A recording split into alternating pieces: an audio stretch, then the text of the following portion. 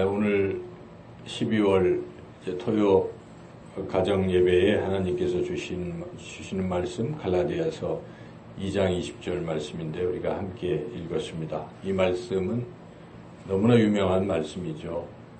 그래서 많은 사람들이 이 말씀을 통해서 예수님을 믿고 또 그러는 것이죠. 그래서 이 말씀은 우리 신앙의 가장 중요한 핵심을 알려주는 귀한 말씀입니다. 이 말씀을 통해서 우리가 함께 은혜를 나누고자 합니다.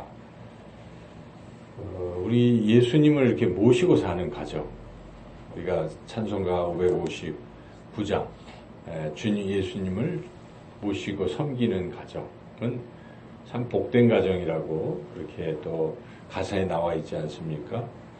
그래서 예수님을 모시고 사는 가정에는 우리 예수님께서 선물을 주십니다. 주님을 모시니까요. 뭘 주시겠습니까? 무엇보다도 평안을 주십니다. 예수님 모시는 가정이 막 싸우고 불행하고 이런 가정은 못 봤습니다. 주님을 모시면 주님이 계시니까 마음의 평안, 가정의 화목을 주신다는 것이죠. 그리고 예수님 모신 가정은 보면 그냥 즐겁습니다. 기쁘고 즐겁다는 것이죠. 그것은 주님이 그것을 주시기 때문입니다. 그래서 어려움 없는 것은 아니죠. 다 똑같이 어려움. 오히려 예수님 믿다가 더 어려울 수가 있어요. 근데 문제는 어려움이 왔을 때 예수님 믿지 않는 가정은 불안하고 떨고 오히려 막 서로 싸우고 책임을 돌리고 막 난장판이 될 수도 있어요. 그런데 우리 예수님 모시는 가정은 어려움이 와도 주님께서 해결해 주시고 지켜주시니까 마음이 평안하고 또 인내할 수 있다 하는 것이죠. 그래서 예수님 모시는 가정은 찬송가 559장에서 말하는 것 같이 한간의 초가도, 그러니까 한 칸짜리 초가집, 한 칸짜리 전세방, 한 칸짜리 월세방에 살지라도 그곳이 천국이라는 것이죠. 그곳이 낙원이라는 것입니다. 그것이 참으로 즐거운 동산이다 하는 것입니다. 그래서 우리가 핵심은 가정이 예수님을 모시느냐, 모시지 않느냐, 거기에 달려 있다는 것입니다. 예수님을 모시는 가정은 참 행복한 가정이 될 것입니다. 우리가 스스로 한번 질문을 해보십시오. 우리 가정은 예수님을 모시고 살고 있는가? 그 우리가 어떻게 알 수 있습니까? 작년 성탄절을 한번 생각해 보실 때, 작년 크리스마스 때 과연 우리 식구들은 무엇을 했는가를 생각해 보면 답이 나옵니다. 정말 예수님 오신 성탄절에 예수님 앞에 다 나와서 예배를 드리고 예수님을 생각하고 오신 것을 기뻐하는 가정은 예수님을 모신 가정이지만 성탄절에 식구들이 저마다 자신의 즐거움을 찾아 여기저기 뿔뿔이 흩어져 있고 주님 생각은 전혀 안 하고 산다면 그 가정이 예수님을 믿는, 모시고 사는 가정이라고 우리가 말할 수 없을 것입니다. 또 좀 더 구체적으로 우리 가정이 예수님을 모시고 살고 있는가를 알 수 있는 몇 가지 또 그런 것들이 있는데, 첫째로 식구들이 예배를 드리면서 살고 있는가, 주일 성수하고 있는가를 보면 알 수 있는 거예요. 그렇지 않겠어요? 주일 성수를 안 하는데 예수님을 모시는 가정이라고 말할 수 없을 것입니다. 그런데 주일 예배는 다 잘 드리는데 가정에서 가정 예배를 또 드리지 않는다면 어떨까요? 물론 예수님을 모시는 가정이긴 하지만 교회에서만 예수님을 모시는 거예요. 쉽게 얘기하면. 그렇죠? 주일 예배만 와서 드린다고 한다면 그럼 교회에서는 그렇지만은 가정으로 돌아갔을 때 식구들이 가정 예배, 가정 제단을 쌓지 않고 있다면 그 가정은 예수님을 이렇게 가정에서 모신다 말하기는 어렵다 하는 것이죠. 그래서 가끔 가정 예배를 드리면 가끔 가정에서 예수님을 모시는 것입니다. 아예 안 드리면 안 모시는 것이고, 날마다 가정에서 가정 예배를 드린다면 날마다 예수님을 모시는 그런 가정이라고 우리가 말할 수 있습니다. 또 좀 더 실질적으로 모든 일의 결정을 예수님께 맡기는지, 그렇지 않은지에 따라서 예수님을 모시는지 안 모시는지라고 말할 수 있다는 것이죠. 여러분, 가정에 어떤 문제가 생겼을 때, 어려운 일이 생겼을 때 어떻게 결정을 하십니까? 그 가정에 가장이 내가 왕이다 해가지고 가장이 마음대로 결정하고 다 따라와 이렇게 하는 가정은 그 예수님을 모시는 가정이라고 말하기 어렵겠죠. 또 어떤 가정은 우리 그럼 다 투표해보자. 서로 막 의견들을 내라 해가지고 한다고 해도 예수님을 모신 가정이라고 말하기는 어려울 것입니다. 언젠가 어떤 가정에서 가정 모여가지고 식구들이 투표를 했대요. 이 교회를 나갈 것인지 말 것인지. 그래서 결정해서 이것은 우리 가정의 뜻이니까 하고 했다고 해서 참 민주적이라고 말할 수 있겠지만 과연 그 가정이 예수님을 모신 가정이라 말하기는 어려울 것입니다.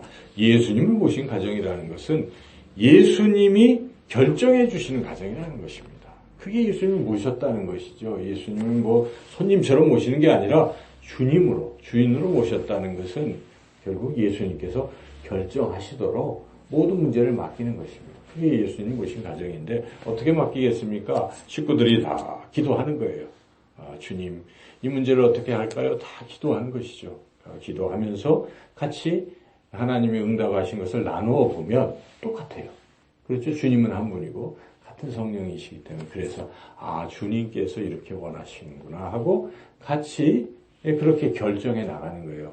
행여나 식구들 중에 주님을 믿지 않는 식구들이 있으면 믿는 분들이 그렇게 기도하는 것이고 그 가정에 믿음의 가장이 있겠죠. 가장 믿음이 있는 분이 그렇게 기도해서 하나님이 이렇게 주님이 이렇게 말씀하십니다라고 얘기해서 설득하고 그렇게 결정해 나간다면 그건 틀림없이 해결이 되는 것입니다. 가장 좋은 길로 가는 것이죠. 주님께서 결정해 주셨기 때문에 그것이 바로 예수님을 모시고 사는 가정의 모습입니다. 좀 더 구체적으로 오늘 말씀을 통해서 우리는 예수님을 모시는 가정이 되려면 어떻게 해야 할 것인지 함께 은혜를 나누고자 합니다. 첫 두 가지를 말씀드리려고 합니다. 첫째로 식구 모두가 옛사람을 벗어버려야 예수님을 모시는 가정이 될 수 있다는 것이죠. 오늘 짧은 한 절의 말씀이지만 20절 상반절의 말씀을 보면 내가 그리스도와 함께 십자가에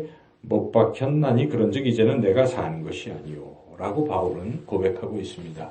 바울은 자기가 지금 죽었다고 얘기하는 것입니다. 나는 십자가에 못 박혀서 이제는 더 이상 내가 산 것이 아니라 나 죽었다라고 말하는 것이죠. 근데 바울이 죽었습니까? 바울은 살아있잖아요. 그런데 바울이 죽었다고 말하는 것은 어떤 부분일까요?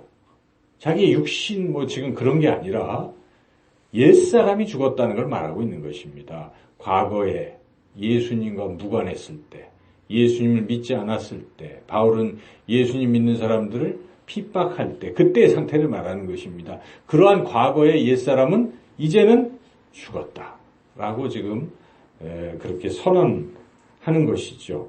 그 옛사람의 특징이 무엇인가요? 우리도 옛사람이 있잖아요, 여러분. 지금 예수님 지금 우리 믿어서 변화가 됐죠. 새 사람이 되었는데 과거에 옛사람의 모습이 있는 것인데 그것이 어떤 모습일까요? 바울은 에베소서에서 4장에 보면은 옛사람을 세 가지로 이렇게 요약을 하는데요. 첫째는 옛사람은 하나님과 무관하게 사는 사람입니다. 그래서 에베소 4장 18절에 이런 말씀이 있어요. 그들의 총명이 어두워지고 그들 가운데 있는 무지함과 그들의 마음이 굳어짐으로 말미암아 하나님의 생명에서 떠나 있도다. 이게 총명이 어두워지고 무지하고 마음에 굳어진다는 것은 결국 하나님과 관련된 이야기거든요. 그러니까 하나님에 대해서 모르는 거예요. 어두워서. 무지한 것이죠. 그리고 마음은 보면은 딱딱해서요. 하나님 말씀이 안 들어와요. 그냥 들어와도 이해도 못하고 듣고 싶지도 않고 들어와봤자 배척을 하는 거예요. 그러니까 아주 싫어하는 것이죠. 그렇게 하나님과 이 상관이 없고 또 하나님도 모르고 그리고 심지어는 하나님을 대적하기도 하는 이런 상태가 옛사람이라는 것입니다. 결국 하나님과 관계가 끊어져 있는 것이죠. 두 번째는 그 관계가 끊어지면 두 가지 형태가 나타나는데요. 그 다음에 이 옛사람은 자기 마음대로 사는 것입니다. 자기 욕심대로 사는 거예요. 자기 원하는 대로 마구 살아가는 것이죠. 그래서 그 4장 19절에 이어서 이렇게 말씀하고 있습니다. 그들이 감각 없는 자가 되어 자신을 방탕에 방임하여 모든 더러운 것을 욕심으로 행하되. 그래 여러분, 그냥 자기 마음대로 사는 사람들이 있어요. 교회에 다닌다고 하는데 보면 제 마음대로 해요. 교회 와서도 그냥 제 멋대로 해요. 자기 하고 싶은 말, 자기 하고 싶은 행동, 마음대로 하는 거예요. 근데 그분은 과연 정말 하나님을 믿는 것인가? 왜 왔는가? 하는 의심이 들게 만드는 그런 사람도 있을 수가 있어요. 그렇게 그건 아직도 옛사람이 살아있다는 증거죠. 그래서 항상 옛사람의 특징은 제 멋대로, 제 마음대로 하나님과 무관하면서 그 다음에는 근데 그게 가만히 보면 자기 욕심에 빠져 있는 거예요. 그래서 그런 사람들의 특징은 방탕에 빠지기 쉬워요. 술에 빠지기 쉽습니다. 음란에 빠지기 쉽습니다. 게임에 중독되기 쉽습니다. 도박에 중독되기 쉬운 거예요. 어떤 자기 절제가 안 되는 것이죠. 그냥 제멋대로 자기 욕심대로 살아가는 것이 옛사람의 모습입니다. 세 번째로 옛사람의 모습은 결국 그렇게 살면요 마귀의 조종을 받는 것입니다. 이제 그게 사실은 이미 하나님께서 떠나면 마귀의 밥이 돼 있는 거죠. 근데 처음에는 제멋대로 산다고 하는데 나중에는 어떻게 됩니까? 조정을 받는 거예요. 우리가 지금 이 국정농단의 이런 핵심이 무엇입니까? 자기가 이렇게 어떤 하나님 주신 지혜가 아니라 누군가에게 좀 사적인 어떤 신비한 종교적인 어떤 것에 지금 있다고 의심하고 있는 거 아니에요? 그렇게 조종에 빠지게 되는 것입니다. 그게 옛사람의 특징이죠. 그래서 14절에 이렇게 말씀하고 있습니다. 에베소 4장 14절. 이는 우리가 이제부터 어린아이가 되지 아니하여 사람의 속임수와 간사한 유혹에 빠져 온갖 교훈의 풍조에 밀려 요동치 않게 하려 합니다. 이거 옛사람의 특징은 세상의 풍조에 막 밀리는 거예요. 그냥 세상이 유행 따라 사는 것입니다. 세상에 하라고 하면 그대로 가는 것이죠. 그 세상을 쥐고 흔드는 자가 누굽니까? 사탄 마귀입니다. 결국 마귀의 조종을 받고 살게 된다. 옛사람은 하나님과 무관하고 지멋대로 살다가 마귀의 조종을 받는 그러한 존재라는 거예요. 이것을 이제 벗어버리란 죽었다 하는 것입니다. 지금 사도 바울은 이것이 죽었다고 선언하는 것이죠. 그런데 이미 예수님 믿는 사람이 이미 죽었는데도 자꾸 과거로 돌아가서 그런 식으로 살아간다면 참 불행한 삶입니다. 우리는 어찌 보면 이미 하나님의 자녀로서 하나님의 자녀니까 왕자이죠. 왕이신 하나님의. 그런데 왕자가 자꾸 이 거지 옷을 입고 있으면 사람들이 거지로 봐요. 그렇죠? 왜 그렇게 삽니까? 우리는 왕자이기 때문에 과거의 옛사람은 내 것이 아니에요. 이미 죽었기 때문에 우리는 그런 삶의 모습들 자꾸 벗어버려라. 그래서 이 성경에 사도 바울은 너희는 유혹의 욕심을 따라 썩어져가는 구습을 따르는 옛사람을 벗어버리고 하고 벗어버리라고 이렇게 촉구하고 있는 것입니다. 우리가 식구들 한 사람이 그런 과거의 옛사람을 벗어버릴 때 예수님의 이제 다스림을 받는 예수님을 모시는 그런 가정이 된다는 것입니다. 만약 식구들 가운데 아직도 예수님을 믿지 않는다면 우리가 계속 기도하면서 그분이 예수님을 믿어서 새 사람이 되도록 해야 될 것이고 이미 예수님을 믿는다고 식구들이 다 하는데 실상을 보니 나부터 옛사람에 젖어 있다면 가장부터 옛사람을 벗어버리는 결단을 해야 할 것이고 그리고 가정예배를 통해서 자꾸 온 식구들이 이제 우리가 옛사람을 벗어버립시다. 결단하는 이 12월 이 한 달이 되셔서 이제 내년부터 또 계속해서 여러분 예수님을 모시는 사는 그런 가정이 되시기를 축원합니다. 한 가지만 더 말씀을 드리면 옛사람을 벗어버리고 이제는 뭘 해야 되겠습니까? 예수님께 맡기라는 것입니다. 예수님께 맡겨야 예수님 모시는 가정인데요. 오늘 20절의 그 하반절 아까 읽지 않은 부분을 제가 읽어보겠습니다. 오직 내 안에 그리스도께서 사시는 것이라 이제 내가 육체 가운데 사는 것은 나를 사랑하사 나를 위하여 자기 자신을 버리신 하나님의 아들을 믿는 믿음 안에서 사는 것이라. 지금부터는 옛사람은 죽었으니까 어떻게 살라는 것입니까? 예수님을 믿는 믿음 안에서 살라는 것입니다. 근데 이 믿음이 무엇입니까? 믿음은 물론 여기에 나온 대로 예수님께서 나를 사랑하신다는 것을 믿는 것이고, 예수님께서 나를 위해서 자기의 생명을 주시고 십자가에 못 박혔다는 것을 믿는 것인데, 그런데 그 믿음은 더 나아가서 여기에 그 하나님의 아들 그분 자체를 믿는 것이라는 것인데, 그분이 행하신 일만 믿는 것이 아닙니다. 그분을 믿는 것입니다. 예수님을 믿는 것입니다. 예수님을 믿는다 할 때 믿음은 무슨 뜻이겠습니까? 믿음은요, 머리로 끄떡끄떡 하는 것이 초보적인 거예요. 인정하는 것이죠. 그런데 그것을 완전한 믿음이라고 말하지 않습니다. 믿음은 트러스트입니다. 맡기는 것이에요. 내가 믿으면 어떻습니까? 여러분, 은행을 믿으면 돈을 맡기는 거예요.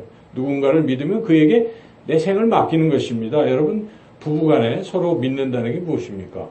다 저금통을 다 이렇게 보여주는 거예요. 근데 따로 딴 주머니 차고 있으면 그거 부부가 아니잖아요. 그거 부부라고 말하죠. 믿으면 다 보여주는 거예요. 나의 약점이고 나의 아픔이고 뭘 다 맡기잖아요. 그걸 믿는다고 하는 것이죠.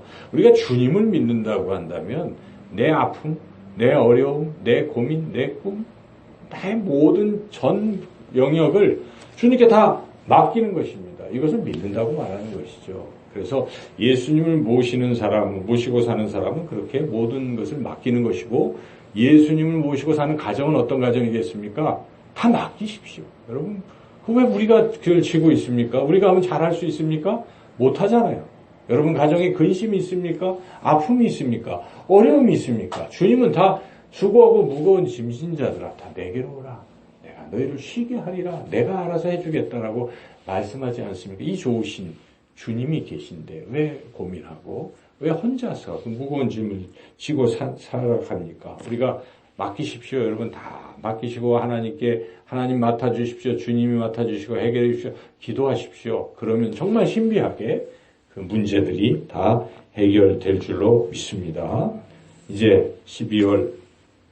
그래서 이런 것들을 좀 더 잘하기 위해서는요, 오늘 한 번의 말씀을 듣고 되는 게 아니라고 저는 생각해요.